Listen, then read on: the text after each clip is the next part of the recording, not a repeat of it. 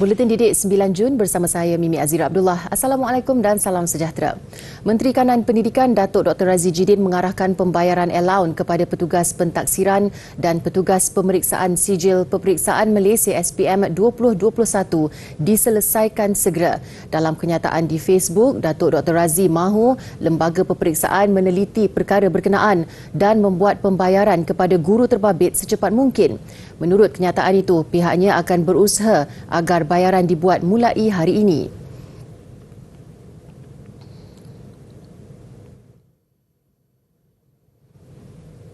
Sekolah Kebangsaan Kempadang Kuantan dan Sekolah Menengah Kebangsaan Kampung Jawa Klang tersenarai dalam kedudukan 10 terbaik untuk Anugerah Sekolah Terbaik Dunia. Anugerah yang dilancarkan Organisasi Pendidikan Global T4 Education ini mendapat kerjasama Yayasan Hasanah yang dikelolakan Khazanah Nasional Berhad. Dua buah sekolah berkenaan berada dalam program Sekolah Amanah yang bermatlamat membantu transformasi sekolah secara menyeluruh untuk menghasilkan kemenjadian murid yang holistik. Sekolah Kebangsaan Kempadang tersenarai dalam kategori inovasi selepas usaha program ini yang telah membantu sekolah berinovasi dengan mencipta Smart Zoom. Sistem pengesanan automatik sepenuhnya ini mampu memantau kemajuan pembelajaran murid menggunakan input data pada Google dengan pautan khusus Kementerian Pendidikan Malaysia. Smart Zoom ni merupakan landasan yang terbaik. Okay? Dan ini adalah Smart Zoom ni adalah satu aplikasi yang memudahkan cikgu mengakses data dan juga memasukkan semua maklumat yang berkaitan dengan PBD. Dan PBD ini adalah kita menggunakan ID D5 yang diilhamkan oleh kementerian, dan orang kata bila benda tu nampak kemenjadiannya, jadi benda ni diwawalkanlah. Sementara SMK Kampung Jawa dicalonkan dalam kategori menangani cabaran. Sekolah yang mempunyai rekod rendah murid tamat persekolahan pada 2018 ini mengubah persepsi masyarakat dengan usaha warga sekolahnya. Dalam tempoh 632 hari, melalui pendekatan baru berasaskan data intensif kehadiran murid, pihak sekolah berusaha menghubungi lebih 500 ibu bapa untuk memahami murid dan persekitaran mereka. Lebih 3,000 sekolah seluruh dunia mengambil bahagian dan daripada jumlah itu, 10 disenarai pendek untuk 5 kategori. Sekolah terbaik setiap kategori berpeluang memenangi wang tunai $50,000 Amerika. Hadiah sekolah terbaik dunia ini dianjurkan untuk meraihkan sekolah seluruh dunia dalam usaha membangunkan generasi selepas COVID-19. Seterusnya, Universiti Malaya UM mendahului institusi pendidikan di negara ini dalam QS University Ranking 2023 sekaligus mengekalkan tempatnya dalam kalangan 100 universiti terbaik dunia untuk tahun kelima berturut-turut. Berdasarkan laman QS Top University, kedudukan UM bagaimanapun jatuh 5 anak tangga apabila kini di tempat ke-70 dalam ranking yang dikeluarkan hari ini. Antara indikator penilaian yang digunakan untuk menentukan markah ialah reputasi akademik, reputasi majikan, nisbah pelajar fakulti, rangkaian penyelidikan antarabangsa dan hasil pekerjaan. 24 institusi pengajian tinggi Malaysia direkodkan tersenarai tahun ini dengan kebanyakannya meningkatkan kedudukan mereka. Universiti Putra Malaysia UPM pula berjaya dinobat sebagai universiti kedua terbaik dalam negara sekaligus meraih kedudukan 123 terbaik dunia. Melonjak 20 anak tangga berbanding sebelumnya, kedudukan cemerlang ini sekaligus merekodkan pencapaian terbaik UPM dalam sejarah penarafan antarabangsa. Pengiktirafan antarabangsa terhadap kemampuan dan kualiti akademik di UPM ini berjaya menarik minat pelajar antarabangsa untuk mengikuti program pengajian di sini setanding dengan universiti terkemuka antarabangsa. Sementara itu, Universiti Kebangsaan Malaysia UKM melonjak dari kedudukan 144 ke 129, Universiti Sains Malaysia USM memperoleh 4 mata daripada 147 kepada 143. Namun kedudukan Universiti Teknologi Malaysia UTM jatuh dari 191 kepada 203. Ini pula satu pencapaian yang membanggakan apabila sepasukan pelajar dari College Vocational KV Keningau berjaya meraih tempat pertama di Festival Seni Art Marathon in France pada 5 Jun lalu dalam kategori Readers Theatre atau teater pembaca. Uniknya, persembahan mereka berdasarkan kisah mitos Galap yang berasal dari negeri di bawah Bayu. Sitting on top of the rocks at the river close to Mount Kinabalu. Pasukan ini terdiri daripada Emily Teo Sin Yi, Letitia Enwen Ng, Jasmine P. Molidu, Elsie Anthony, Glennis Lajurus David, Chris Nathaniel Leonard Willen dan Kristen Glenn Majani. Persembahan mereka berdasarkan kisah mitos sejenis makhluk gaib yang mendiami kawasan air tawar dan mampu menjelma sebagai wanita cantik. Galap mengembara ke kawasan penempatan manusia untuk mencari rantai mutiaranya yang diterbangkan seekor burung. Makhluk ini terus serempak dengan seorang manusia dan mereka berdua menjadi kawan karib sejak pertemuan itu.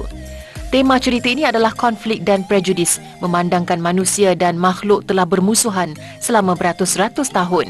Kejayaan ini bukan sahaja membantu memelihara warisan budaya Sabah tetapi juga memperkenalkannya di mata dunia.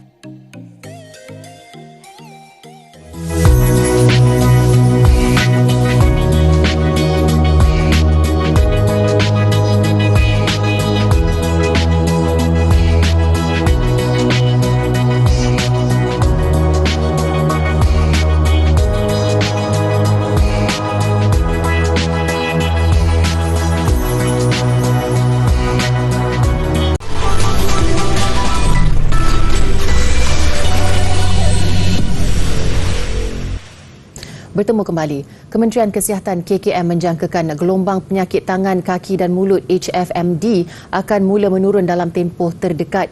Menurut Menterinya Khairi Jamaluddin, HFMD dianggap hanya penularan tempatan di Malaysia dan penyakit bermusim. Kita menjangkakan gelombang HFMD ni dia akan mula turun dalam 2-3 minggu lagi. Biasanya HFMD ni dia bermusim. Dia akan mula dan dia akan jadi gelombang. Tak sampai sebulan dia akan turunlah dengan sendiri dia. Tambah beliau, peningkatan kes HFMD tahun ini lebih tinggi berbanding 2019 di awal fasa COVID-19. Ini disebabkan kanak-kanak yang sudah 2 tahun tidak terdedah kepada luar menyebabkan tahap imuniti mereka menurun dan mudah dijangkiti. Teori klasikal natural immunity, ya, bila dia tak terdedah dengan virus-virus, dia punya imuniti akan rendah. Sebab itu mungkin kes agak tinggi sekarang. Meskipun kes yang dilaporkan tidak serius, ibu bapa dinasihatkan untuk segera mendapatkan bantuan perubatan serta jangan menghantar anak ke tadika atau pusat asuhan sekiranya mempunyai tanda atau gejala HFMD. Khairi berkata demikian ketika ditemui di Hospital Sultanah Bahiah Alustar, Kedah. Terdahulu, beliau menerima penyerahan peralatan perubatan dari pihak Jepun melalui Japan's Grand Aid 2020, Japan International Cooperation System kepada Kementerian Kesihatan Malaysia. Sumbangan peralatan perubatan dari kerajaan Jepun kepada Malaysia itu akan dilakukan secara berperingkat dan akan diagihkan ke hospital-hospital seluruh negara, terutama di kawasan luar bandar. Antara peralatan besar yang dihantar ialah katil untuk unit rawatan rapi ICU, mesin defibrillator, mesin ultrasound dan pelbagai lagi peralatan yang boleh dimanfaatkan terutama di hospital luar bandar.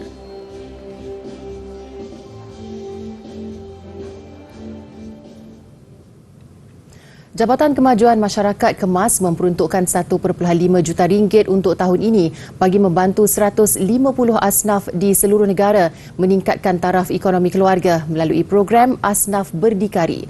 Ketua Pengarahnya Datuk Muhammad Yasid Bidin berkata, melalui peruntukan itu, setiap asnaf terpilih akan menerima bantuan kursus keusahawanan dan peralatan mengikut keperluan peserta bagi mengembangkan perniagaan mereka.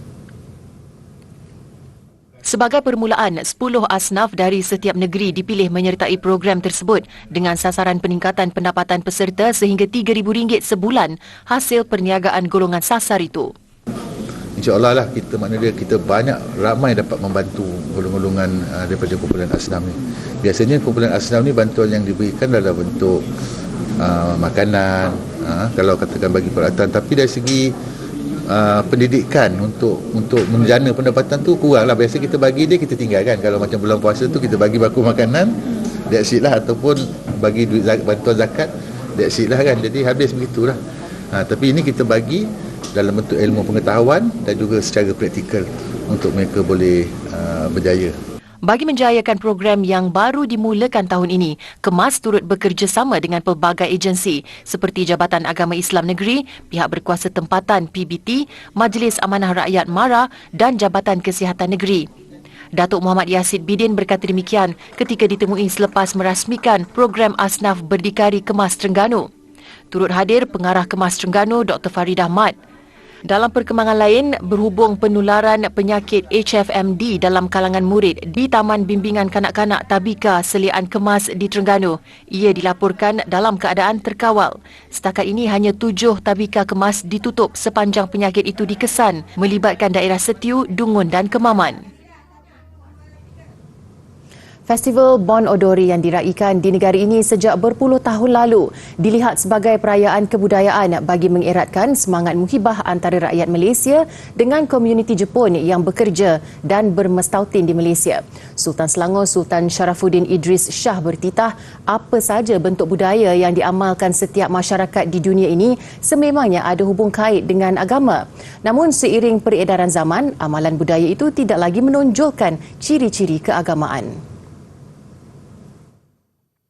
Titah baginda lagi sambutan Bon Odori di Malaysia lebih kepada festival kebudayaan yang mempamerkan budaya tradisional rakyat Jepun, khususnya tarian, persembahan gendang, perhiasan tanglong, pakaian dan makanan tradisi Jepun serta produk makanan tempatan.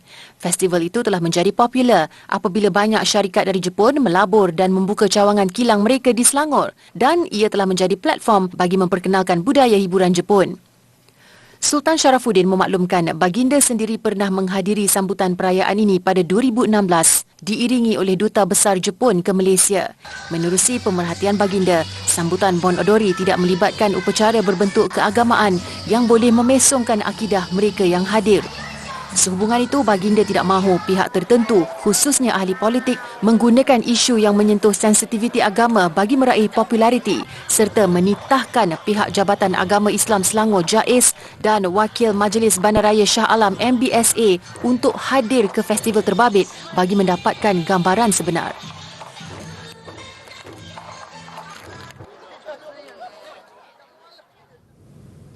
Sempena sambutan ulang tahun Hari Keputeraan Rasmi yang di-Pertuan Agong Al-Sultan Abdullah Riayatuddin Al-Mustafa Billah Shah, Raja Permaisuri Agong Tunku Hajah Azizah Aminah Maimunah Iskandariah berkenan berangkat ke Taska Jenius Perpaduan Taman Sri Rampai di Ibu Kota.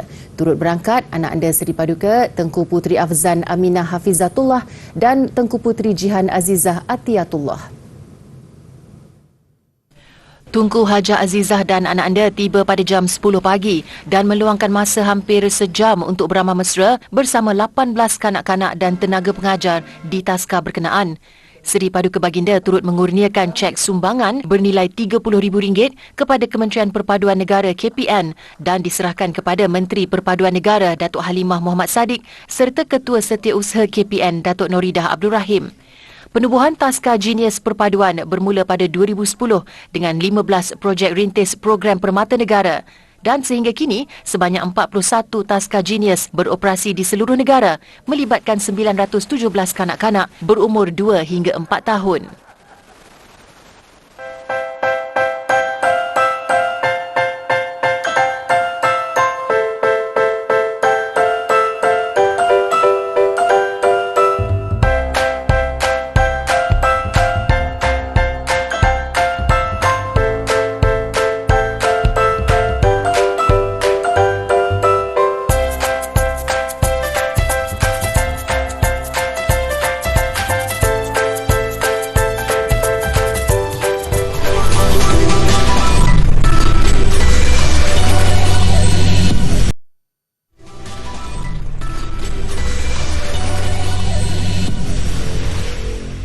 Masih bersama Buletin Didik. Ratusan orang menyertai acara Hug the Ocean di pantai terkenal Copacabana, Brazil. Mereka berdiri di pesisir pantai bersama-sama membentuk barisan manusia sepanjang 4 km, simbolik Hari Lautan Sedunia yang disambut pada 8 Jun setiap tahun. O que me traz aqui, que sempre me traz aqui, é estar em contato com a natureza e preservar um pouco mais dos nossos oceanos, ter um pouco mais de consciência ambiental que está faltando e estar junto nessa ação tão linda que a Ruth.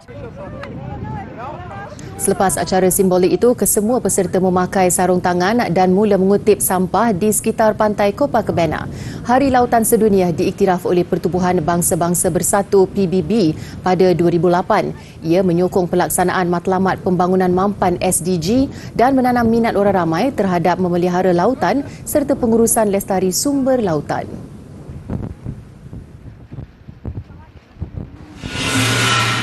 Taiwan pula memperkenalkan kenderaan pembersih laut sempena Hari Lautan Sedunia. Generasi ketiga pembersih vacuum ini akan digunakan di 3 jeti perikanan di Taiwan. Ia berupaya mengutip sehingga 1,000 kilogram sampah setiap hari.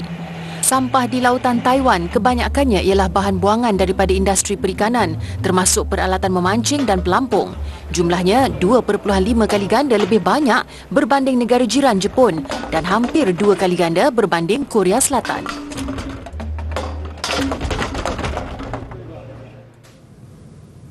Drink of Love, itulah gelaran minuman terkenal di India yang popular di musim panas ketika ini. Malah minuman berusia 115 tahun inilah yang mampu menyatukan rakyat India dan Pakistan. Seakan sirap Bandung, ia berwarna merah jambu, menggabungkan campuran herba dan buah. Ini cara peniaga Firoza membuat minuman yang digelar Syarbat-e-Mohabbat, satu-satunya mata pencariannya selama lebih 40 tahun. Ketulan ais besar diketuk sebelum dituang kordial minuman Ruh Afza dan dicampur dengan susu dan potongan buah tembikai. Ruh Afza dihasilkan pada tahun 1907 dan sudah bertahan selama 4 generasi. Yes, the recipe is a secret and it has been a secret for the last 115 years. Right now there would be around 3 people who would know the recipe. Di Pakistan pula, resepi membuat minuman ini sedikit berbeza. Meskipun sangat popular pada bulan Ramadan, ia tetap mendapat permintaan tinggi sepanjang tahun. Malah ada yang sanggup berjalan lebih 5 km untuk menghilangkan dahaga. ठंडक होती है रूअफ़ज़ा के अंदर एक अपना टेस्ट आता है तरबूज के अलावा स्पेशली हम ये पीने इसलिए आते हैं कि थोड़ा सी जो गर्मी का आजकल दौर चल रहा है 36, 37, 34 चल रही है आजकल वो ना ठंडी की तो हम स्पेशली लैक्टाबाद से यहाँ पीने आते हैं हमारा हर एक दिन छोड़ के यहाँ आना है कल भी आए परसों भी आए आज भी Ruh Afza yang bermaksud penyegar jiwa disifatkan sebagai penyatu ketegangan dua negara sejak 1947. फादर है ना मदर ग्रैंड मदर सब लोग एक टाइम से पीते चले आ रहे हैं.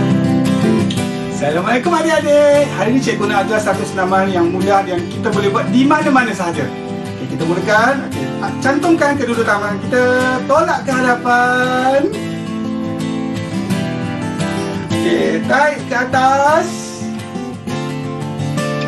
Bawa ke hadapan semula. Kita gerak ke kanan. Ke hadapan.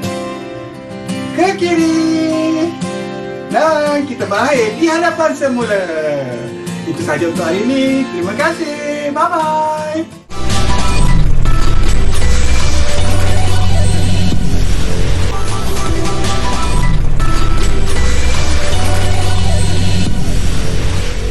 Sukan, kemenangan 3-1 Harimau Melaya ke atas Turkmenistan pada aksi sulung kumpulan E pusingan akhir kelayakan Piala Asia 2023 pastinya menyemarakkan moral pemain menjelang pertemuan lebih getir berdepan Bahrain Sabtu ini.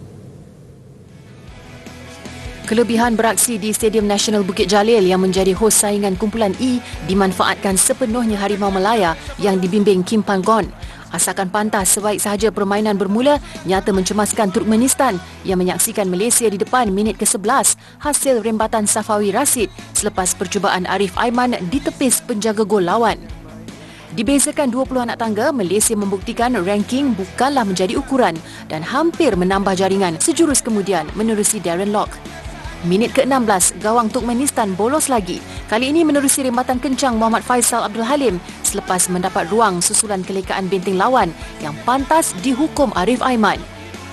Mendahului 2-0, kesilapan barisan pertahanan Harimau Melaya minit ke-37 membolehkan Turkmenistan merapatkan kedudukan menerusi Anadurdiev Altimirat. Bagaimanapun, penyokong skuad kebangsaan kembali berpesta apabila larian solo pemain pertahanan Corbin Ong memerangkap lawan untuk Malaysia selesa mendahului 3-1. Selepas rehat, tempo permainan nyata didominasi Turkmenistan. Namun, barisan pemain negara kental menyerap setiap asakan lawan untuk keputusan 3-1 kekal sehingga whistle penamat. Aksi kedua kumpulan E, Malaysia menentang Bahrain jam 9 malam Sabtu ini di gelanggang sama.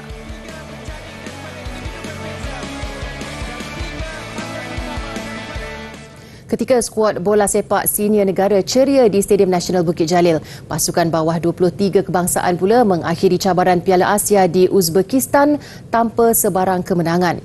Malaysia menamatkan saingan kumpulan C tewas 0-2 kepada Vietnam untuk berada di tangga tercorot.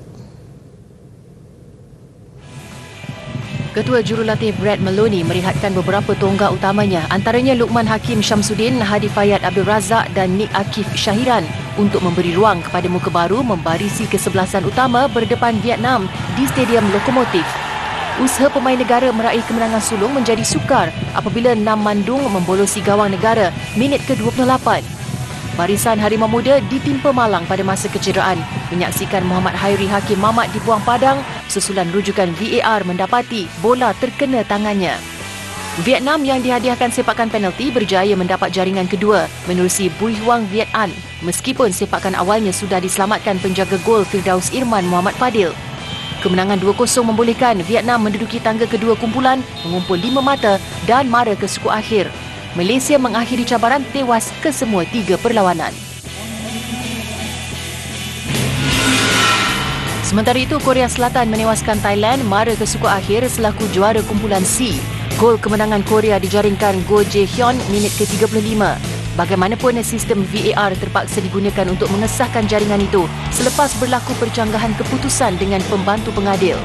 Thailand yang memerlukan 3 mata untuk mengisi kedudukan 2 teratas bangkit dengan asakan bertali arus namun gagal mencari jaringan dan terpaksa akur berada di tangga ketiga mengumpul 4 mata di pintas Vietnam.